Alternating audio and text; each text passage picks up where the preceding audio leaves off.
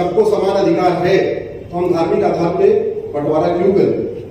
2005 में supreme court कह चुका है बाल पाटिल केस में, ये धार्मिक आधार पर जो योजनाएं चल रही हैं ये देश के दूसरे विभाजन की फाउंडेशन रख रही है। ये सुप्रीम कोर्ट ने कहा बाल पाटिल केस में, 3 जजों की बेंच ने कहा था 2005 में। तो इस देश में हम कहते संविधान है, लेकिन एक्चुअल में क्या चल रहा है? बहुविधान।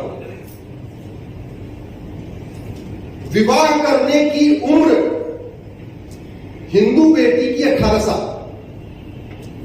और मुस्लिम बेटी की 9 साल, 17 साल नहीं 9 साल।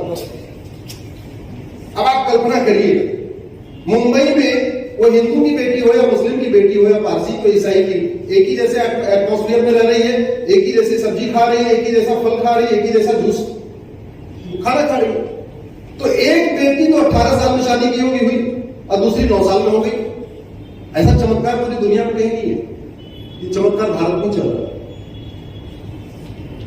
इसीलिए मैंने वो शादी विवाह सबकी समान हो वो पीआई मैंने सुप्रीम कोर्ट में फाइल किया और भगवान का आशीर्वाद रहा कि सुप्रीम कोर्ट ने हमारी पीआई को एडमिट किया, और उससे ज्यादा भगवान का आशीर्वाद रहा कि केंद्र सरकार ने हमारी बात मान ली।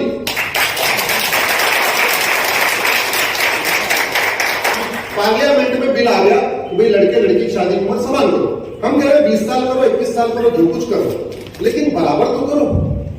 ऐसा कैसे कि हिंदू की बेटी तो भाई ठीक है 12वीं कर ले, बीए कर ले, और मुस्लिम बेचारे की बेटी जो है वो 9 साल में उसकी शादी प्राइमरी में, 9 साल का मतलब 3rd क्लास में, तीसरी में पढ़ रही होगी, कोई मतलब होता है?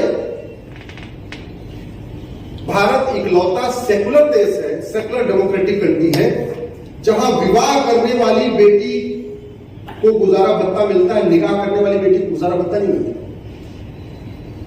भारत इकलौता सेकुलर डेमोक्रेटिक कंट्री है जहां विवाह करने वाली बेटी का तलाक कोर्ट के जरिए होता है, निकाह करने वाली बेटी का तलाक मौखिक होता है। भारत इकलौता ऐसा सेकुलर देश है जहां विवाह करने वाली बेटी को गोद लेने का अधिकार है, निकाह करने वाली बेटी को गोद लेने का अधिकार है। अब समस्या इससे क्या हो रही समझिए आप। मान लीजिए हस्बैंड में कोई कमी है और बच्चा नहीं हुआ, तो क्या करेंगे?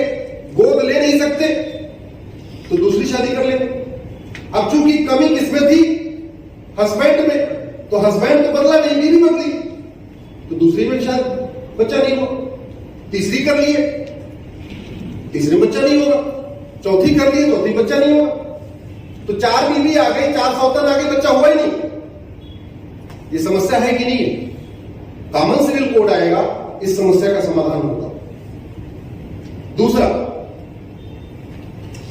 चूंकि अपनी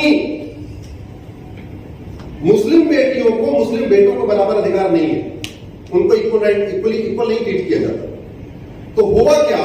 मान लीजिए हिंदू की 2 बेटियां हैं, बेटा नहीं है तो कोई बात नहीं, उन्होंने अपने दामाद को घर जमाई बना लिया, अपनी दुकान मकान सब दे दिया, दामाद को दे दिया, एज ए बेटा कंसीडर किया, उसको सब कुछ दे दिया। हमारे जो बेचारे मुस्लिम भाई हैं वो अपनी 100% प्रॉपर्टी दामाद को दे नहीं सकते। अब दामाद को दे नहीं सकते और बेटियां हैं तो दुकान मकान बचाने की दूसरी शादी करते हैं। अब मान लो बेटा होगा कि बेटी है, किस पे डिपेंड करता है? वाइफ पे, हस्बैंड पे? हस्बैंड। अब 5 बेटी हो गई, बेटा हुआ नहीं, प्रॉपर्टी ठीक ठाक थी, प्रॉपर्टी को बचाने के चक्कर में उनको बेटा चाहिए,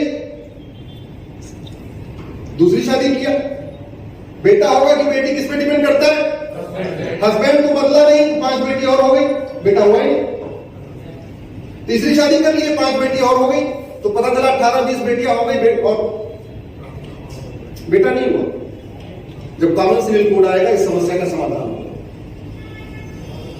विरासत का अधिकार, वसीयत का अधिकार, मैंने जब पीआई फाइल किया कि इस देश में सबको प्रॉपर्टी का राइट बराबर तो दे दो।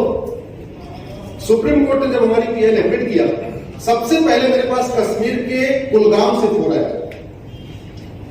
उसने बोला अपनी कश्मीरी स्टाइल में, साहब आपने बहुत अच्छा किया। हम कहां से बोल रहे थे? मैं कुलगाम से बोल रहा हूं। क्या तुम्हें दिक्कत थी? बोले साहब हमारे मामा नहीं है और हमारे नाना हमको अपनी प्रॉपर्टी देना चाहते हैं, लेकिन प्रॉपर्टी नहीं दे सकते। आप सोचिए कितनी समस्या है, हम कैसे भारत में रह रहे हैं? जिस समस्या का समाधान 75 साल पहले बाबा साहब अम्बेडकर, सरदार पटेल, रफी अहमद किदवई, मौलाना कलाम, सर सैयद अहमद खान, डॉक्टर अम्बेडकर सबने मिलकर तय कर दिया था। वो समस्या 75 साल के बाद भी बनी हुई। इसलिए समान नागरिक संहिता का हिंदुओं को कोई फायदा नहीं। समान नागरिक संहिता आने के बाद सबसे ज्यादा फायदा किसको मिलेगा? मुस्लिम बेटियों को मिलेगा। ये हिंदू मुस्लिम का विषय ही नहीं है, लेकिन इसका समर्थन और विरोध हो रहा है। बीजेपी के मैनिफेस्टो में है कि जो बीजेपी समर्थक हम कहते हैं समान यूनिफॉर्म सिविल कोड आना चाहिए। बीजेपी के मैनिफेस्टो में बीजेपी विरोधी कह रहे नहीं आना चाहिए। तो ये एक तरीके से पॉलिटिकल फुटबॉल हो रखा है। एक्चुअल में यूनिफॉर्म सिविल कोड का सबसे ज्यादा जो फायदा मिलेगा हमारी मुस्लिम बेटियों को मिलेगा। भाई शादी विवाह की उम्र बढ़ेगी, हिंदुओं को फायदा होगा क्या? उनकी पहले 18 है, चलो 2 साल बढ़ जाएगी, 20 हो जाएगी। सब ज्यादा फायदा किसको होगा? जोर से बोलिए। इस विषय को आप लोग सोशल मीडिया जहां जहां सबको पहुंचाइए। आप हमारे सामने 100-150 लोग बैठे हैं, लेकिन मैं मान के चल रहा हूं मेरे सामने 1.5 लाख लोग बैठे हुए, ऐसा मैं मान के चल रहा हूं।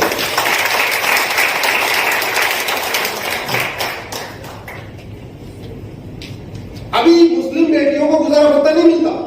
केवल कितने महीने मिलता? 3 महीने। 3 महीने के बाद वो या तो अपने फादर पे डिपेंड हो जाती है, अपने भाई पे डिपेंड हो जाती है। हिंदुओं को मिलता है, पारसी को मिल रहा है, क्रिश्चियन को मिल रहा है, मुस्लिम बेटियों को नहीं मिल रहा है। तो जब यूनिफॉर्म सिविल कोड आएगा, गुजारा भत्ता सबको मिलेगा, तो किसको फायदा होगा? जोर से बोलिए। मुस्लिम बेटियों को। जब पॉलीगैमी पे बैन होगा, बहु विवाह पे बैन होगा, किसको फायदा होगा? हिंदू में पॉलीगैमी कर ही नहीं सकते, तो किसको फायदा होगा? गोद लेने का अधिकार सबको मिलेगा, किसको फायदा होगा? विरासत का अधिकार सबको इक्वल हो जाएगा, किसको फायदा होगा? मुस्लिम बेटियों। वसीयत का अधिकार समान हो जाएगा, किसको फायदा हुआ? बड़ी सीधी सी बात। यूनिफॉर्म सिविल कोड का 100% फायदा मिलेगा मुस्लिम बेटियों को, 80% फायदा मिलेगा पारसी बेटियों को, 60% फायदा मिलेगा क्रिश्चियन बेटियों को, 20% फायदा मिलेगा हिंदू बेटियों को। केवल इतना फायदा होगा, उनकी शादी की उम्र 18 से 20 हो जाएगी, इतना फायदा होता है। लेकिन दुर्भाग्यवश तथाकथित कट्टरपंथी मजहबी जो भारत की संस्कृति को बर्बाद करना चाहते हैं, जिनको विदेशों से फंडिंग हो रही है, वो इस पूरे विषय को हिंदू बनाम मुस्लिम करके रखे हुए। हिंदू बनाम मुस्लिम विषय है क्या? ये जेंडर जस्टिस, जेंडर इक्वलिटी का विषय है। ये महिलाओं के सम्मान का मामला है।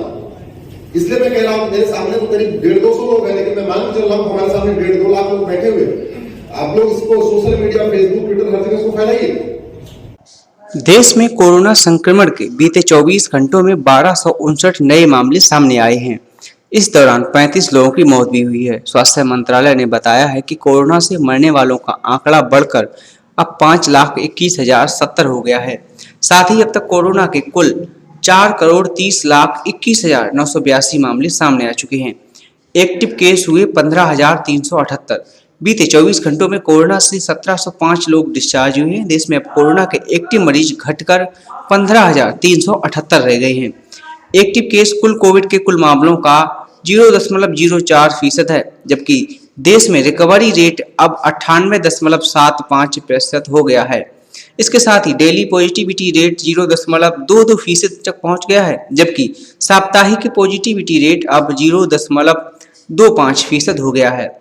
अब तक 78 करोड़ से ज्यादा हुए टेस्ट। भारतीय चिकित्सा अनुसंधान परिषद ने बताया कि भारत में कल कोरोना वायरस के लिए 5,77,559 सैंपल टेस्ट किए गए हैं। कल तक कुल 78,79,32,913 सैंपल टेस्ट किए जा चुके हैं। कोरोना से अब तक करीब 4,24,85,534 लोग ठीक हो चुके हैं। वैक्सीन का आंकड़ा कहां तक पहुंचा है, चलिए इसके बारे में बताते हैं। देश में अब तक कोरोना की 183 करोड़ से ज्यादा खुराक वैक्सीन लग चुकी है। 98 करोड़ से ज्यादा लोगों को पहली डोज दी जा चुकी है, जबकि करीब 83 करोड़ दूसरी खुराक दी जा चुकी है। इसके अलावा 2.14 करोड़ से ज्यादा लोगों को प्रीकॉशन डोज भी लगा चुकी है। कोरोना से सबसे ज्यादा मौतें महाराष्ट्र में हुई हैं। कोरोना से अब तक देश में कुल 5,21,070 लोगों की जान जा चुकी है। महाराष्ट्र में कोरोना से मरने वालों की संख्या सबसे ज्यादा रही। राज्य में अब तक कोरोना के कुल 1,47,780 लोगों की जान जा चुकी है। इसके बाद केरल में 67,822, कर्नाटक में 40,000, तमिलनाडु में 38,025, दिल्ली में 26,151, यूपी में 23,494 और पश्चिम बंगाल में 21,197 मरीजों की मौत हो चुकी है। दोस्तों, अगर आपको जानकारी पसंद आई है तो वीडियो को लाइक अवश्य करें, चैनल को सब्सक्राइब करना ना भूलें। मिलते हैं अगली वीडियो में, तब तक के लिए जय हिंद, जय भारत।